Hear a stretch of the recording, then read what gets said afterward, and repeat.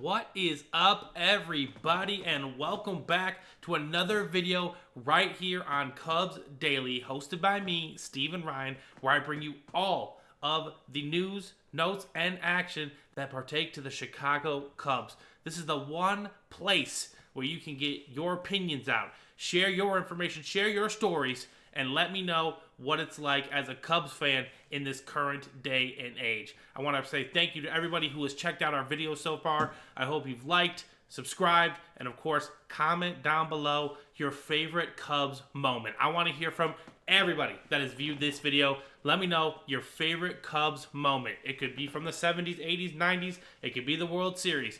Just let me know in the comment section below. So, let's dive right into it. I'm going to start today's video off talking about Ryan Pressley. The Cubs traded a very low Class A reliever for Ryan Pressley this offseason, trying to shore up those bullpen issues, right? The Cubs have had a myriad of closer issues pretty much since Wade Davis in 2017. He was the last time that I could remember a Cubs closer being consistent and shutting the door on the opponents when we're holding on to a 1, 2, or 3 run lead. So, I mean, we've tried out Adbert Alzolay. We tried the closer by committee. It just has not worked. So, I'm not even sure if this Ryan Pressley deal is going to work, but I will say this, it's definitely an upgrade compared to what we've had in seasons past. I'm going to bring up a graphic here in a moment breaking down his 3 years as the Astros closer, but last year they signed Josh Hader, and he became their setup man. Let's take a look here at those numbers right now. As a closer, Ryan Pressley was very, very solid in Houston, ladies and gentlemen. Had 92 saves over 3 years as the full-time closer. A lot of strikeouts. He had a whip under 1, which for those of you that are new to the channel and maybe new to more analytical baseball, whip is, hits and runs allowed per inning, essentially. Walks, hits per inning, essentially. So he's letting essentially less than one runner aboard each inning that he throws. Ideally, a pitcher will have a whip that is near 1. If it's below 1, they are exceptional. They are amazing. And Ryan Pressley has done that those 3 years as the closer. Now, if you look to the right, though, as the setup man, obviously only had 4 saves since, saving the game was a little bit not his responsibility, but 58 strikeouts in 56 innings, so he struck out more than a batter inning, which is nice. But that whip, guys, he was allowing more runners to get on base per inning that he pitched. So it wasn't necessarily the greatest thing to see as a, as a current Cub fan. But hopefully Mr. Pressley can get those situations straightened out and can knock down that 9th inning closer role for the Cubs. We definitely do need that. His first spring appearance was not the greatest, but that's okay. I don't really take too much into spring training, and that is going to be our next topic as well, ladies and gentlemen. I'm talking about spring dominance, okay? The Cubs are undefeated in spring training, which, again, it's always great to see your team win. It's always fun. But does spring training actually correlate to regular season success? Now, sometimes it does. I'm not going to say it never does it, but generally over the history of the game, it does not. There's a correlation effect, right, where it's on a scale of 0 to 1.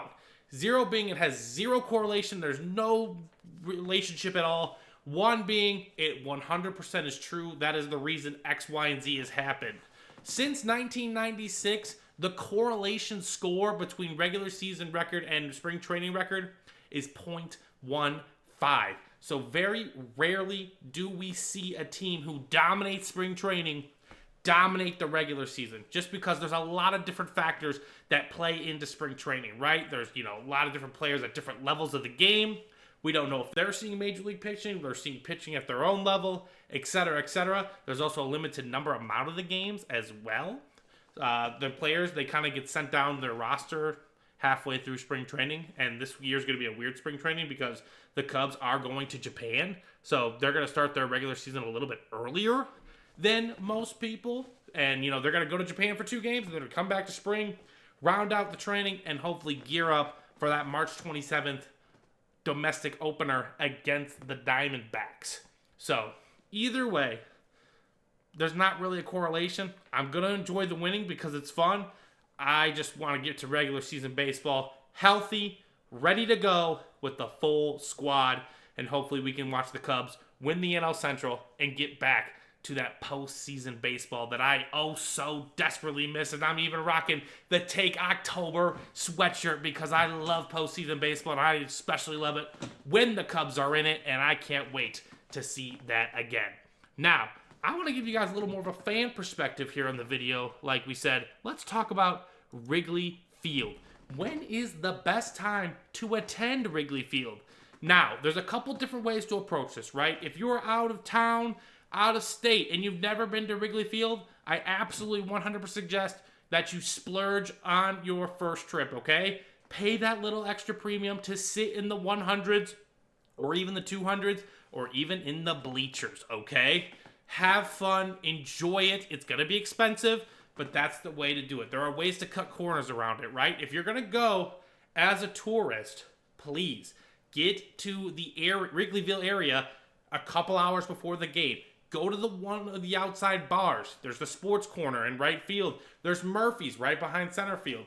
I'm going to give you guys a top 5 breakdown here at some point of the best places to go pregame at Wrigley Field because it's just a fantastic environment to be in. You get yourself in the baseball mood. You get ready to watch some good baseball, the whole 9 yards. So there's that way to approach it.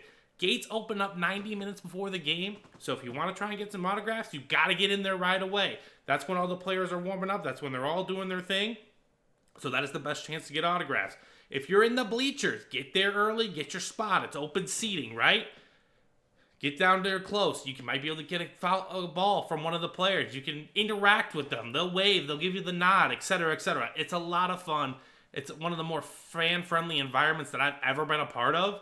And that's the beautiful thing about Wrigley, right? Is you are right there on the action. You're right there on the action in a lot of other ballparks too, but not like Wrigley because it was built in 1914 and it really hasn't changed all too much in that time in terms of structure and fan-player relations on that front. Now, if you are a seasoned veteran of going to ball games, like myself, I've been going to multiple Cubs games my whole life. My dad has taken me since the day I could walk. We've been going to multiple Cubs games a year. I try to at least go to 3 to 4 at minimum, at the peak 10 plus. But I like to save my pennies because you know what? I personally just enjoy sitting in Wrigley Field, being in the aura that is that majestic ballpark. And honestly, I tend to strike early in the week, right? If you guys complain about ticket prices, then you're not doing Wrigley right? I 100% agree with everyone. There's nothing better than a 120-day game on a Friday. It is the best feeling in all of sports. You know, you leave work early and you go to the ballpark, have a few adult beverages, knock down a hot dog, watch the Cubs win. It's the best. Sing Go Cubs Go. One of the best days ever. But if you just want to be at a baseball game, you want to check StubHub, all those local Ticketmaster, the local ticket vendors on Monday, Tuesday, and Wednesday games, okay? Monday and Tuesday night at Wrigley Field, you can sit in the bleachers for less than $15 on the right day and the right opponent. If you care about just going to the baseball game, there's absolutely fantastic ways to get into Wrigley for really, really cheap. So, I hear you. It is expensive. It's more expensive every year to go to Wrigley, but not if you're willing to sacrifice going at the certain times and seeing the certain opponents. I don't mind going to watch them play the Pirates. I hope the Cubs win, baby. I'll catch Paul Skeens. It'll be a great day. You know what I'm saying? So there's lots of ways to enjoy Wrigley Field, ladies and gentlemen. I will have a more expansive breakdown here in the next few weeks about how to do Wrigley Field as we're ramping up for the regular season. But I just wanted to give you guys a little sneak preview on how to really go to Wrigley Field, the best time to attend. I say early on in the year, late in the year. That's when the kids are in school, so the ticket prices are a lot cheaper. But you guys do you. You go enjoy Wrigley. I hope to see you guys there all throughout the year. I have my second child on the way, but that will not stop me from going to Wrigley Field. So, let's talk about the last subject on this video, and that is our main man, Owen Cassey. He's the second ranked prospect on Cubs.com. He's number 54 in the top 100. I read in an article earlier today that he is our best power prospect that we've had. We got him in the Yu Darvish deal back in, I believe, 2020.